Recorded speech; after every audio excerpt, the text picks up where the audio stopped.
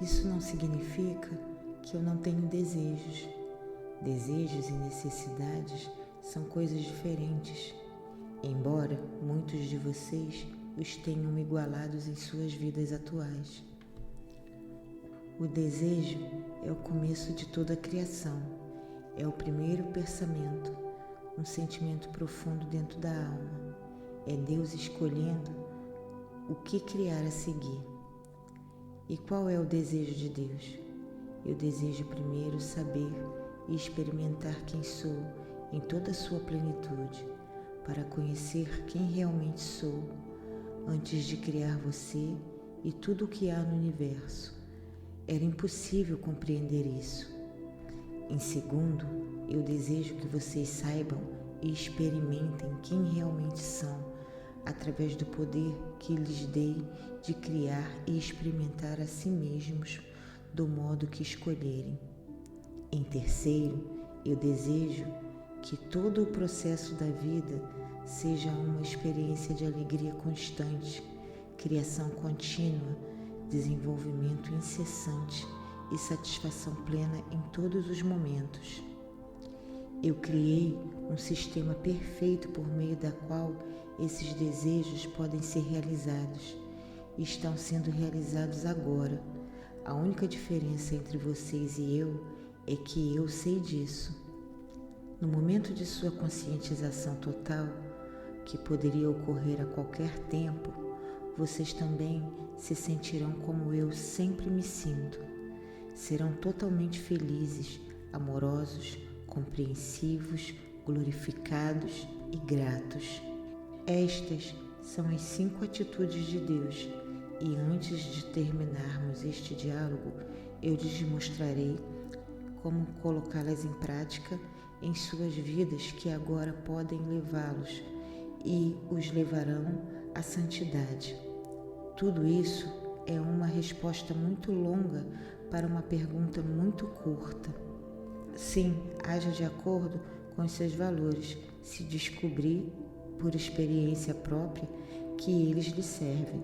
Contudo, veja se os valores aos quais você serve, como seus pensamentos, suas palavras e seus atos, trazem para sua experiência a ideia e a mais elevada que já teve de si mesmo. Examine seus valores um a um. Traga-os à luz do escrutínio público. Se pode dizer ao mundo sem hesitação quem você é e no que acredita, está feliz consigo mesmo. Não há mais motivo para estender-se nesse diálogo comigo, porque você criou um eu e uma vida para esse eu, que não precisa de aperfeiçoamento. Você atingiu a perfeição. Ponha este livro de lado. Minha vida não é perfeita e nem está perto de ser. Eu não sou perfeito. Na verdade, sou cheio de defeitos. Desejo, às vezes de todo o coração, poder corrigi-los, saber as causas de meus comportamentos, os motivos das minhas desgraças, o que faz com que me desvie do caminho. Por isso, procurei o Senhor. Não consegui descobrir as respostas sozinho. Estou feliz por ter feito isso. Sempre estive aqui para ajudá-lo. Você não tem de descobrir as respostas sozinho. Nunca teve. Mas isso parece tanta presunção. Simplesmente sentar-me e dialogar com o Senhor assim. E imaginar que Deus está respondendo. Quero dizer, é loucura. Eu entendo. Os autores da Bíblia eram todos sãos, mas você é louco. Os autores da Bíblia foram testemunhas da vida de Cristo e registraram fielmente o que ouviram e viram. Correção: a maioria dos autores do Novo Testamento nunca conheceu ou ouviu Jesus em suas vidas. Eles viveram muitos anos depois que ele deixou a terra. Não conheceriam Jesus de Nazaré se o vissem na rua. Mas os autores da Bíblia tinham muita fé, eram grandes historiadores. Ouviram a história que foram contadas a eles e aos seus amigos por pessoas mais velhas, que as tinham ouvido de outras pessoas mais velhas, até finalmente fazerem um registro escrito. E nem tudo que os autores da Bíblia escreveram foi incluído no documento final.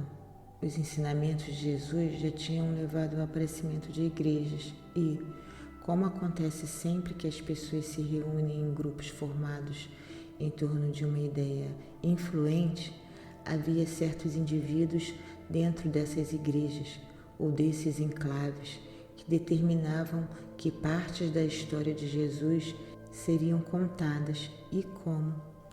Esse processo de selecionar continuou durante toda a compilação, a produção literária e a publicação dos evangelhos e da Bíblia.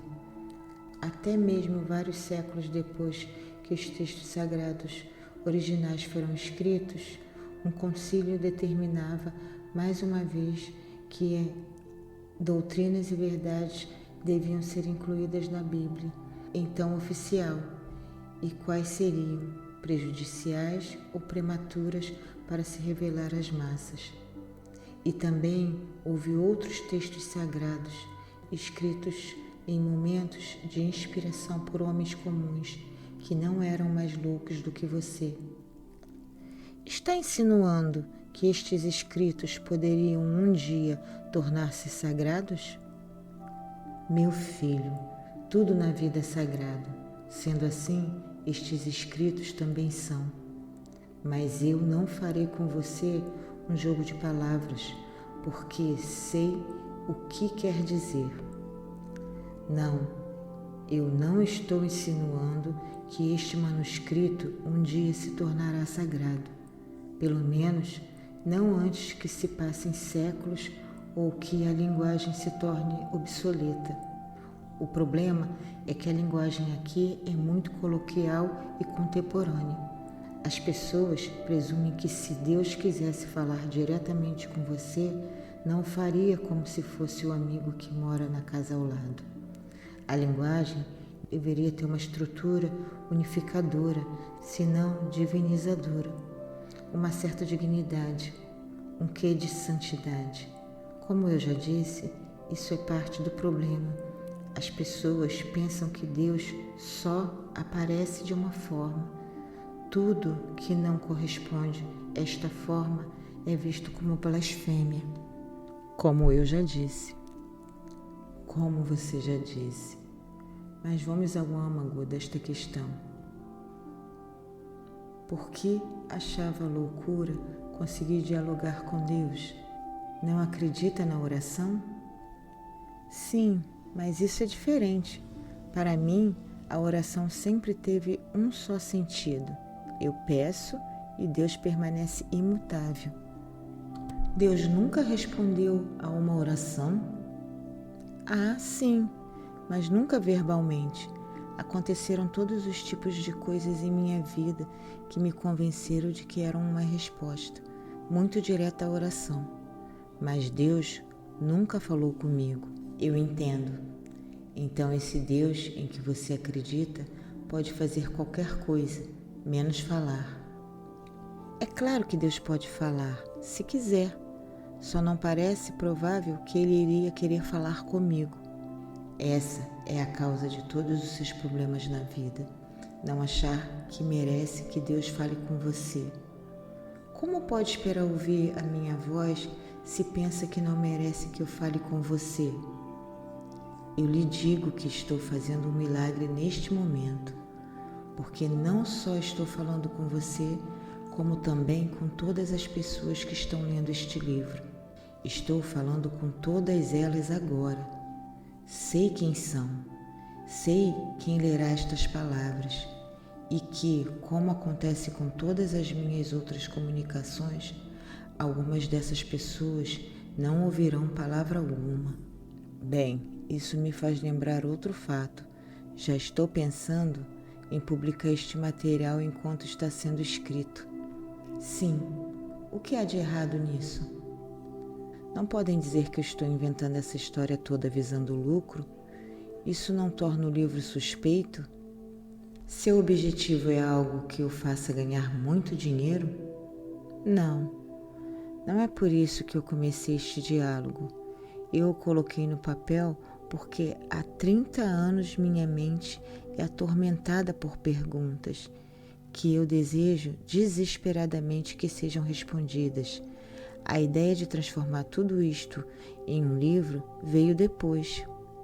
Foi minha, sua. Sim, não acha que eu iria deixá-lo desperdiçar todas essas maravilhosas perguntas e respostas, acha? Eu não tinha pensado nisso.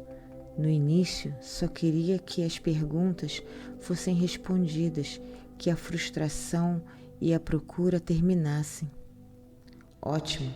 Então, pare de questionar os seus motivos. Você sempre faz isso e vamos prosseguir.